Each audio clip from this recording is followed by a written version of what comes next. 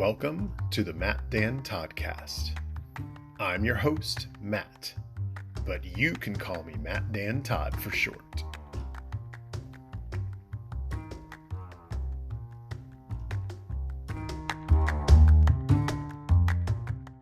Yup, y'all. It's Star Wars Day. May the 4th be with you. And in today's Star Wars Day holiday special, it features a conversation with my friend Drew. Now, I've known him since college. He was at Purdue in Central Indiana, and I was at Milligan College in Tennessee's Fair Eastern Mountains. Go Buffs! Drew was a close high school friend of my roommate, Matt Good. That's right. Two Matts in the same room. I was about 6 feet tall and weighed a good 225 pounds or more. He was 5 foot nothing and probably weighed like 125 pounds soaking wet. So we were Big Matt and we were Little Matt. But anyway, almost every time Drew would call to try to talk to Matt, just to kind of give him an update or get an update, Matt was never there. He was a busy guy, and he was rarely in our room.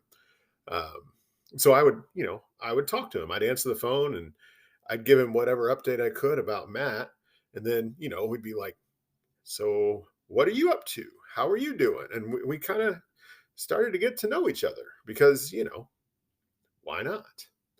So anyway, we really did get to know each other just because of Matt.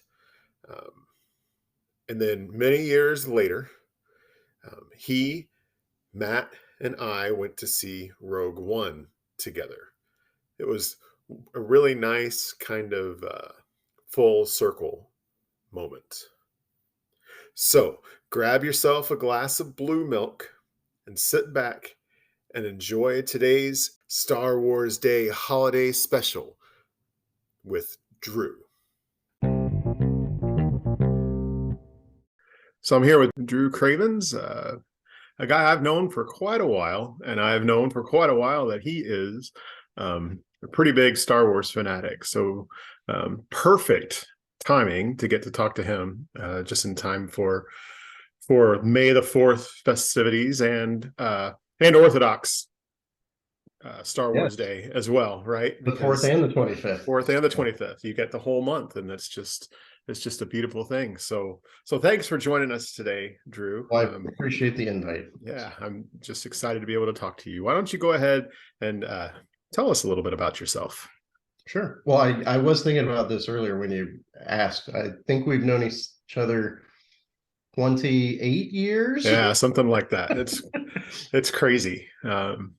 Thanks to my roommate. He introduced us to each other. Yeah. So thanks, Matt. Matt Good. Thanks, shout out.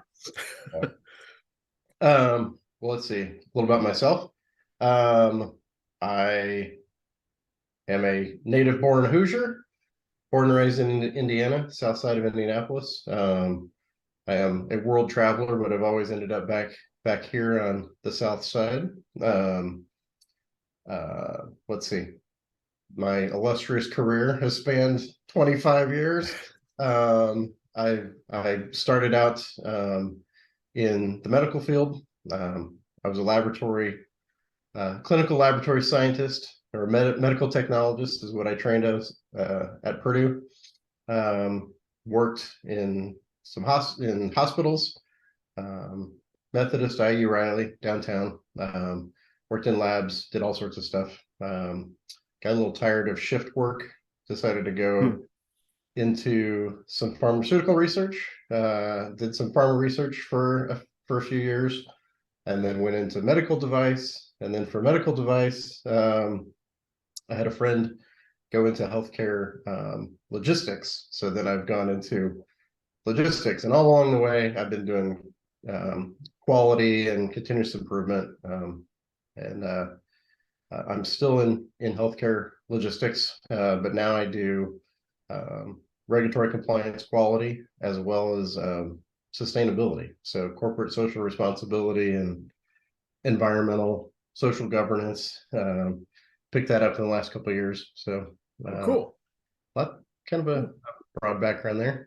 More importantly, I'm married, have two beautiful kids. I'm raising them in the Star Wars world as well. Good for you. Good for you.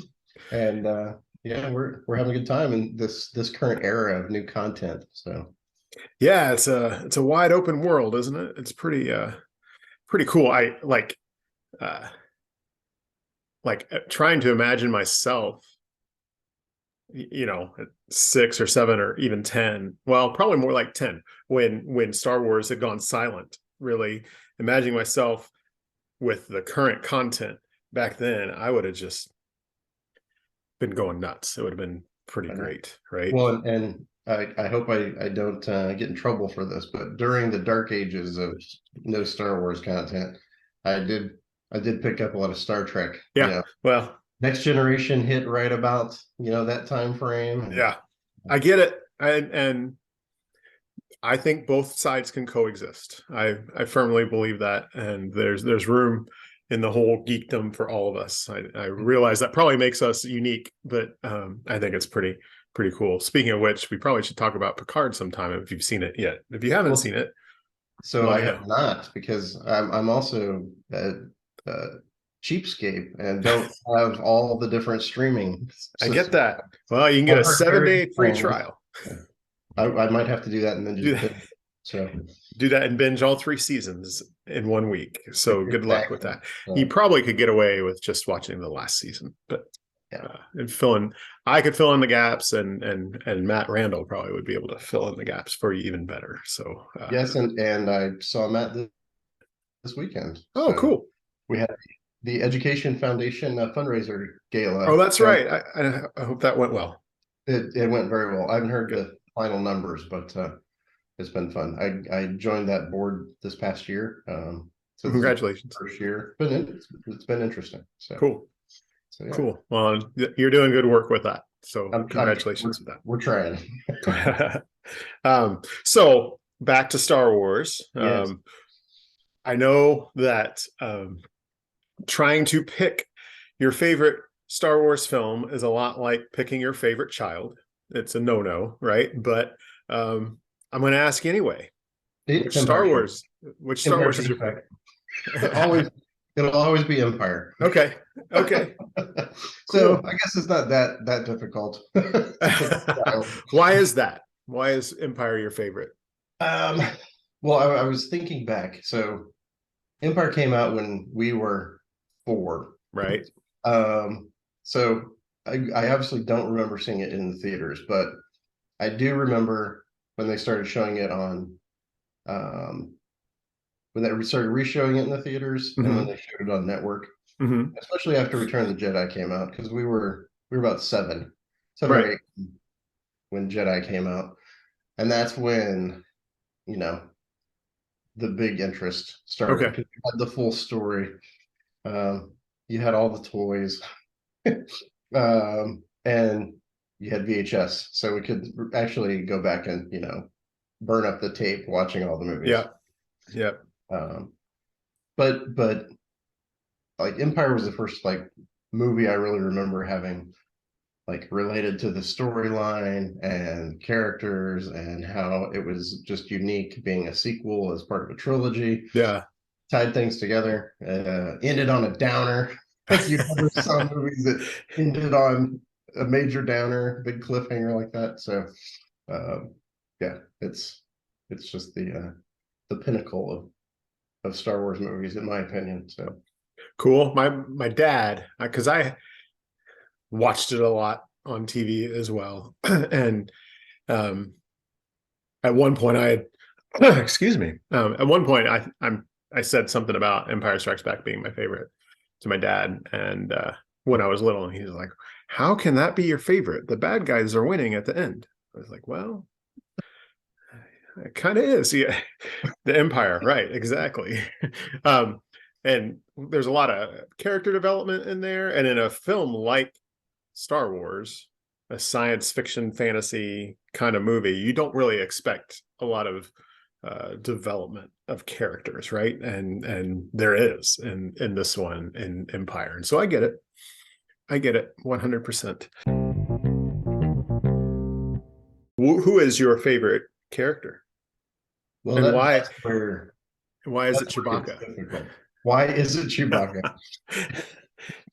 I I'm still frustrated Chewbacca had to wait 9 movies to get his Right. medal, but um, It uh, really doesn't have to be Chewbacca. It's okay. it's it's very difficult to answer that question. You almost have to break it down by the trilogy or Okay. series. Yeah. Um, I mean, we all grew up loving Luke Skywalker. Right. Like everybody wanted to play Luke out in the playground or the backyard. Because you didn't know anything else about the Jedi except Luke. Right. Yeah, they killed off Obi-Wan in the first movie, so Right. And he's just a ghost that stands it's there just a after that. ghost there. He So doesn't it's really. hard to play a ghost. Right. So I think Luke was like the first favorite Star Wars character. Okay. Um, Cool. but I mean, if we expanded it out to the other trilogies, you know, so Luke would be original trilogy. Obi-Wan would probably be more of the prequel trilogy. That's fair. That's a good answer. And then we could talk about the sequel trilogy. I'm still warming up to it a little bit, so I liked Finn and Poe. I wish they'd done more with those guys. I feel like they didn't give them good character arcs, but I really thought Finn would have been a really awesome character for the whole trilogy if they had done more with him. So Yeah, he kind of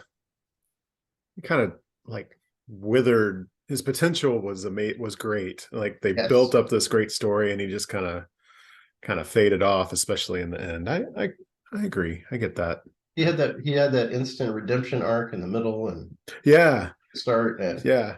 they You just almost you almost wondered if he was going to become the main character, right? And then it just kind of yeah, exactly. fizzled out. Fizzled out. But But yeah. so yeah, if we're talking main characters, main main or protagonists, Yeah. those would be the best ones. Now, if you want to go antagonists, um, Go for it. there's some good ones. I mean, everybody loves Vader. Right. I've got all sorts of Vader stuff. And, he permeates Right. all movies. But I think so. Original trilogy, Vader. Prequel trilogy, I loved Maul. I think they really should have done more with Maul. Yeah. But I like each of the main villains in the prequels, Okay. primarily because they all really sum up Vader. Yeah, that's You got Maul and Phantom Menace. You've got Dooku and Attack of the Clones. You've got a Dooku and you've got Grievous mixed in there, and they all kind of embody like the version like, of what Vader ends up being. yeah. Cyborg, fallen Jedi, just overall strong Force user. So yeah, like this. Yeah, that's an interesting way to look at it. I like that way to look Yeah. at it. Yeah. Good perspective with that. Yeah, Darth Maul, another character that I think, well, someone realized they made a mistake, and so they brought him back, even though they made it very clear when the Phantom Menace came out. George Lucas said, "I cut him in half for a reason. Like I made it clear that he was cut in half and he was dead." But Yep. as we've learned, somehow they return because no one's ever truly gone in the Star Wars saga. Really gone, right? So. I'm glad he's back. I'm glad he came back. I'm glad that he was able to maybe live up to some of the hype that yes, I that think he had.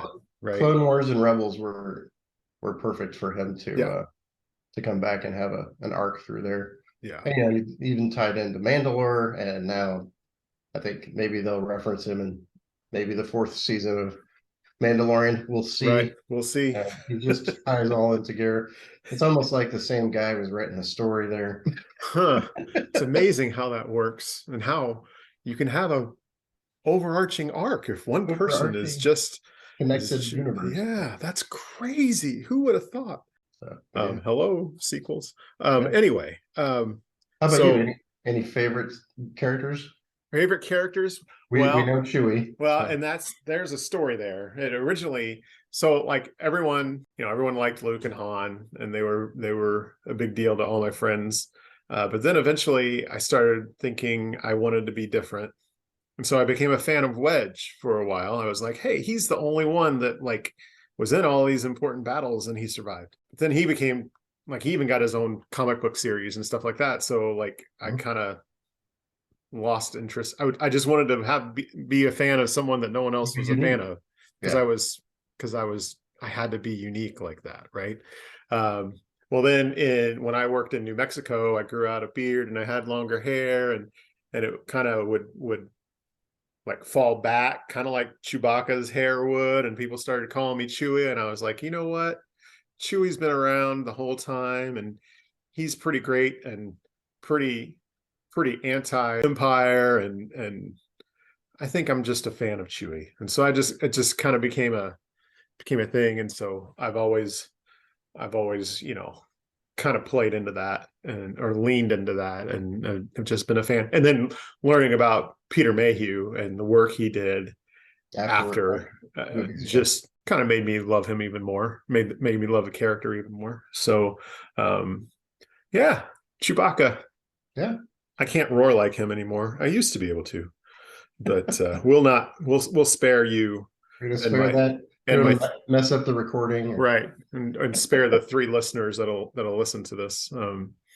My Chewbacca roar. Is there a quote you like to use all the time? Oh gosh, that's a tough one. I mean, I've got a Star Wars quote for any situation, so Yeah, I don't know if I have a favorite go-to. I think that's a fair answer though. There's probably is a quote for Yeah. every situation, because I've found myself in just regular everyday life situations, and I wind up having to say it under my breath so people don't think I'm crazy when I say like, and hope they don't have blasters when I tell someone to lock the door and Yeah. things like that. Or always thinking with your stomach, and I just have to say it and then chuckle, and people think I'm a little weird, but not nearly as weird as before. So it's probably the best answer. Is that there's one for every situation, right? Yeah. I mean, I, I probably subconsciously quote Star Wars daily, but Yeah, you got the classics. I find your lack of faith disturbing. yeah, I use that in conference calls. Let's see. I've got a bad feeling about this. Like that one's yeah. That's a good one. while I'm driving. Yeah, I mean, there's just so many good ones. You can apply them appropriately and inappropriately. Yeah, yes, that's true. And just sprinkle them liberally throughout your Exactly. And, conversations throughout the day. there Right. there's just nuggets of wisdom in there too. So Very much so. Right. yeah, Um, who's there's the more always a foolish? yeah, who's more foolish? The fool Right. or the fool of fun? Yeah. So, Uh, and as a leader of people, I've used that one. oh, good. I'm glad, because I think that's an important one for people, for followers to remember too. Right? Who's the more foolish here? So yeah. So okay, especially during the dark times that we mentioned before the prequels happened, where there was just silence, right, of any films except for, I guess, the Ewok Adventures kind of count, right? But Yeah, and I don't know when like the comics really started. yeah. So I never really got into the comics. okay. I started. This is silly, but I started collecting comics like after college. Okay. I had a good friend that we would go to the comic book store on Wednesdays, but I never got into the Star Wars comics. So, and then I decided I'm not going to do comics anymore because it's addictive. Yeah, it is. Yeah, they've figured out the nature of a cereal, right? And Yes. and they'll stop you right when you need to want to know what's next. So Yeah, they did a great job with that. Did you read any of the books that came out or anything like that, like the Heir to the Empire trilogy? Or yep, I read a lot of the Legends okay, books, and then I started picking up the newer ones too. okay. Um, Did you have any most, favorites? um, There the Empire trilogy is good, and I Yeah. had it's been so long I have to reread that before Ahsoka and Thrawn come out. Um, but like the newer ones, I read the Thrawn trilogy. Okay. I read um, a lot of the ones that that help fill in the gaps around the sequel trilogy. Yes, like Bloodline and Bloodline was good. Aftermath. Yes, Aftermath really helped me understand a lot of what happened. Yeah, yeah. I yeah, thought Bloodline was cool because you yeah. really got to see how well Bloodline, and then oh shoot, what's the one that's um, Princess of Alderaan? Oh, Uh, I haven't read that one. that's good because that talks Okay, about how Leia adapted to things after she found out, okay, Vader's okay. father, and how that affected the politics of what she was trying to do, and then the New Republic, and it was cool. So I guess, and Bloodline was really interesting to me because I had never really thought. I guess I had just assumed that everyone figured out that Darth Vader was their father, and that was not the yeah, case. That it was not a public thing. And so, yeah, dealing with all of that. Well, and then also the underlying story of how the First Order. What is this First Order, and what is going on here? That certainly helped fill in the gaps. So if you're listening and you're trying to still figure out how the sequel trilogy fits into the original trilogy, and you haven't read Bloodline, go read it. And very that's good. my shameless plug for the day, right? Highly recommended. Yeah, it was very good. It was very good. So what about the plethora of series that have come out since then? I know you mentioned that you've been watching it with your kids. What do Yeah, you think of those? we watched them all. Okay. um, some of them a couple times. Like I've watched Clone Wars a few times, Okay. especially when Mandalorian came out, and I knew that they were going to start making additional Right. shows, and stuff that they pulled out of Clone Wars and Rebels for Mandalorian. I thought was really good. Um, was super psyched season 2 Mandalorian when they brought Ahsoka live action. So Yeah. she, I know she did not start out as a fan favorite in Clone Wars, Right. but I think she's probably the best character out of Clone Wars. She really embodies like what a Jedi should be. So I'm excited to see what they do with the live action show, Yeah. because that Well, should also tie back into Rebels and Tor. right. Yeah, Right. Right. And she also is kind of a symbol of how that whole Jedi Order was broken, right? yeah, At that time, and well, I mean, of course, Anakin turning into Darth Vader embodies that, on a giant scale. But it just you kind of get you kind of get what Luke's talking about in the sequels, right? Where he's like the Jedi need to go away because of the hubris. That's what he kept saying, the hubris. hubris. Yeah, And he might have been right. Or it might have just been that Luke wasn't a very good teacher. I don't know. could have been too. I mean, he was kind of teaching himself there. Yeah, yeah, that's true. Whereas, like, what I like about Clone Wars, and a little bit of Rebels, is that you still continue the Skywalker conversation, Uh-huh. but you've got like polar opposites that are tied to the hip with Ahsoka and Anakin. So as soon as Order 66 hits, their stories like separate perfectly evenly. Like Right, Ahsoka becomes what should be the perfect Jedi, and Anakin represents all that what was wrong with the Jedi. right, Uh, exactly, so exactly. And I think, you know, growing up, you would fill in those blanks about what the Jedi were doing because you didn't know about Order 66 in yes, between Return of the Jedi and the prequel trilogy. So I at least would envision there were pockets of Jedi scattered around throughout the galaxy, you know, rebelling, right, and resisting against this empire, and that Ahsoka is that, right? And so I agree. Pretty, it's you can tell that with with some of these stories that there are people that were in charge of them that were a lot like me, that got it and that grew up with it and really care about the story, right? And wanted to fill in those little Yeah, the gaps that we always wondered about and would make up stories about. And they've been doing them in a respectful, honoring way, but also saying, this is the direction we're going, right? It's still George's story, and we're still trying to be respectful of that as well, which I would think that would be a hard line to walk, right? Yeah. Well, I remember reading that when the author of the book that where they eventually killed Chewie in the Legends book, I don't remember which one that is. When they dropped a moon on him. Exactly. It's the book that shall not be named. If you gotta go. Yeah, if you gotta go, I guess that's the way to do it. But he eventually came out and said, I didn't want to do that. I didn't want to kill him. I didn't think he should be killed, but the people in charge at the time said, no, it's time. He needs to die. And that, I guess that's going the other way of walking that line, I mean, not being able to have any real creative input.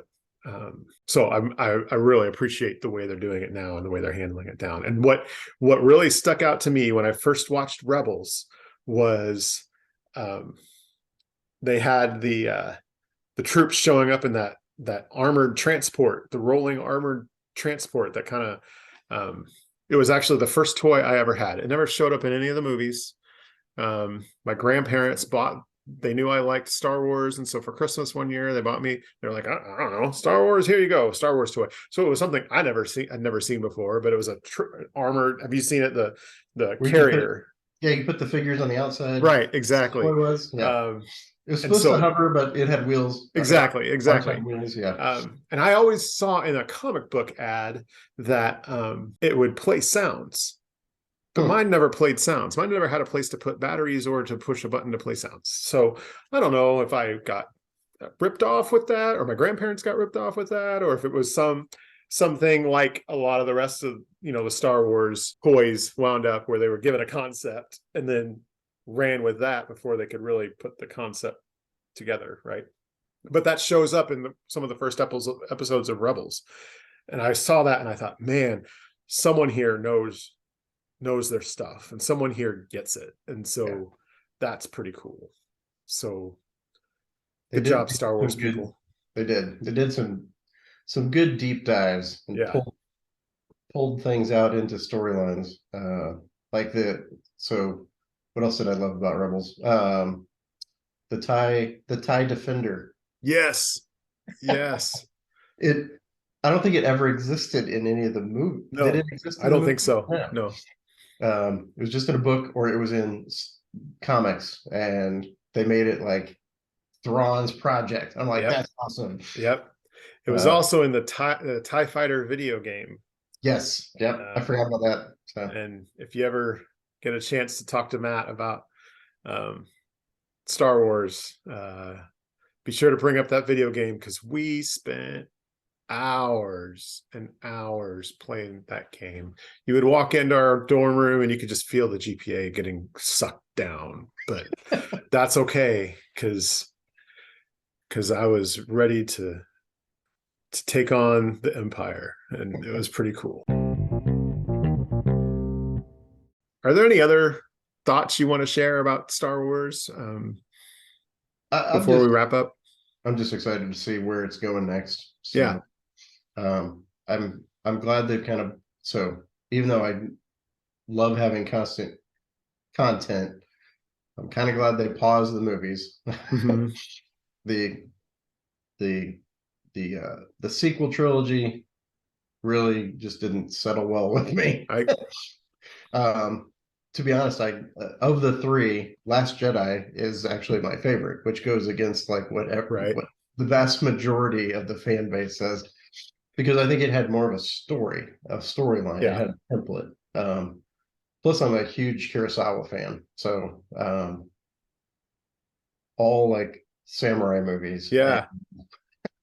um, the way that Ryan developed the plot around having, multiple versions of the same story. Like I Yeah. just thought that was really well done. But I'm excited to see where they go next. I'm really enjoyed Mandalorian, like all of it. People nitpick individual episodes, but Right.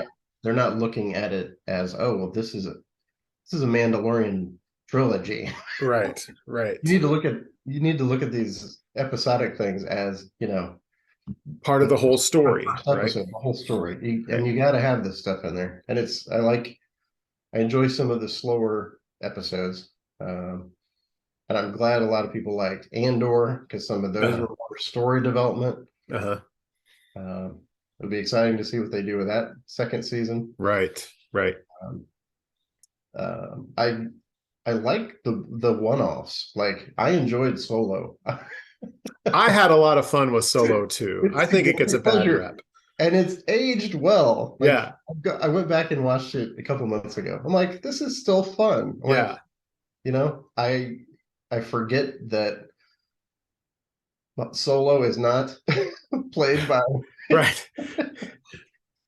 uh they take on new characters. I like that. I thought the backstory there was really well. I mean, Rogue One is still probably in my top three of all the movies. Okay. Of actually probably of all the content. Um, I just thought that was done really well. I wish they'd do something similar to that, but I don't know if you can, reproduce the magic there. Right. Right. Well, I mean, it leads so perfectly into A New Hope. Um, Exactly. intentionally, of course. But yeah, I'm not entirely sure what they could, if there's another launching point they could have for another one-off like that. You can't call it a prequel because you got a whole prequel trilogy, but you know what I mean? Like a lead Exactly. in. I mean, you got that. You just got one line from A New Hope, and you just create a whole new movie Yeah. for it. Yeah. And it was so well done. And so, um, just different than any of the others. And I think that was good too. Not all the Star Wars movies have to have the same feel. It's a whole galaxy out there, right? Exactly. It's a galaxy far, far away, and there's all kinds of stories being told, like serial westerns, like The Mandalorian has generally been, right? I mean, there were some spy things and intrigue and things like that. Yeah, not every series should follow the same formula, and I'm glad that they're not. Yeah, For exactly. sure. Yeah. Yeah, I think that's what I'd like to see up next is them picking maybe some obscure, what if, or Yeah. I think a what if series for Star Wars would be very interesting. Like an alternative timeline, but I really think they should maybe pick on some of the behind the scenes stories that just don't get dug into. Well, Uh, there's the whole thing, like the bounty hunter we ran into on Ord Mantell. I mean, like, you're like, what was where that all about, right? exactly? So yeah, That would be a fun movie. Put something right between Empire and Return of the Jedi, but maybe not from like the primary yeah, cast perspective. Like yeah, have them pass action wise in the background of some other story that's interwoven. I don't know. I think that would be a lot of fun. yeah. Uh, I agree. I I'm bouncing back to a thought of the books. So I don't think it's out yet, but the From a Certain Point of View books, like for New Yes, Hope and Empire, yes, fantastic because that fills in some of those weird little nooks and crannies of stories that they're not going to do a whole show on, but some of them could have been really good yeah, as standalone movies. So yeah. uh, Well, but there's a lot of good stories still for them to tell, and I exactly, hope they realize that and that they continue to do it well. Yeah, there's been some misses, but at yeah. least, I watched Resistance. yeah, Uh, yeah, it was fun. I think if they'd been able to continue it, they might have, might have been able to turn it around. But yeah. Yeah. It's all good. Well, and at least we're not to the point where there's, the zombie stormtroopers in the comic books or the books from the between times, or the was it the starship that fell in love with Luke? I mean, I guess you kind of have a little bit of that with the Millennium Falcon, right? But it's That's not the true. same. It wasn't the same. It Yeah. was, what's her name? A Blayloth, a Bela. I don't know. I've never been able to hear how to pronounce it, Yeah. but yeah, at least you don't have those like completely. Yeah. We need a Star Wars horror movie though. And Yeah, I think agree. I think one of the monsters, if they picked one of the monsters, that would be good. Either Yeah, like on Hoth, maybe like as the rebels were starting to develop Echo Base, some of the stuff yeah, around how they had to deal with the with the Wampas. Wampas. Yeah, Yeah, yeah, that would be good. uh, That would be really good. no, no. Well, I really appreciate you taking the time to do this and just to kind of share your experience.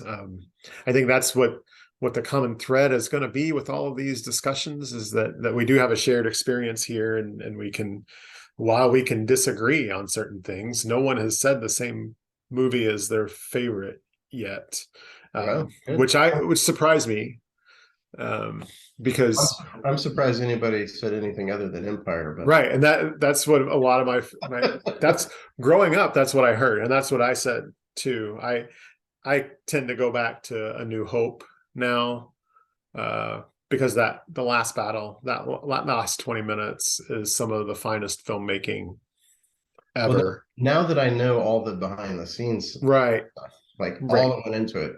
So like the Disney Plus series that came out last year, where I forget the name of it, but it was like 8 episodes. They went in and did looked at all the behind the scenes stuff, all the yeah, stuff that went into getting it made, and all the technology that was developed, and just the crazy stuff that Lucasfilm and has developed for movie making in general. Like it's just eye opening. So yeah, and they completely revolutionized everything.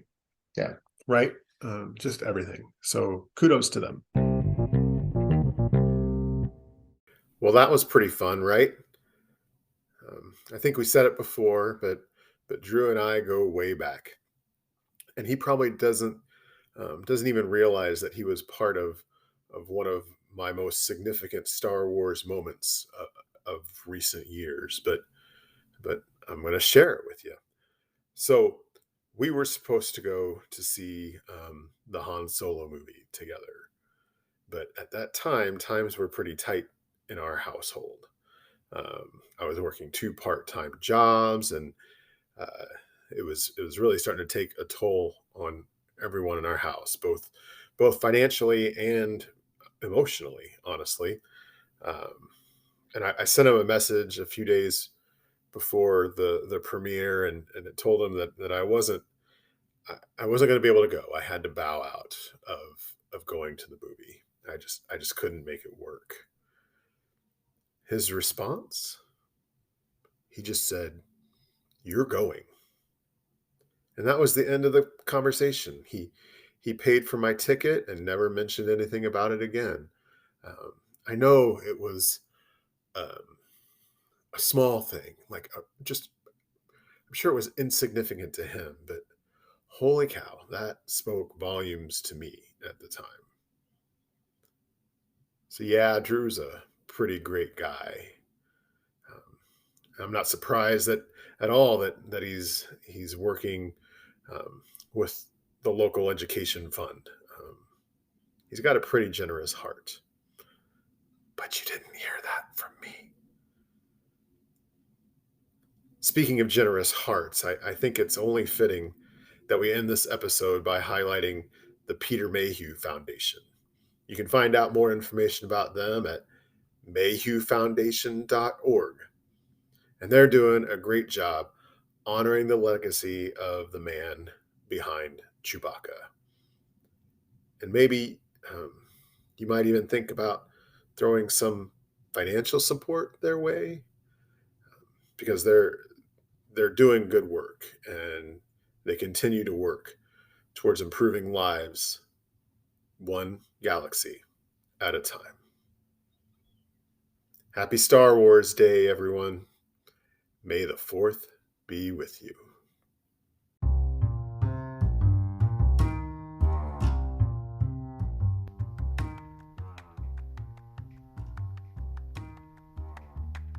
This has been the Matt Dan Toddcast. Thanks for listening.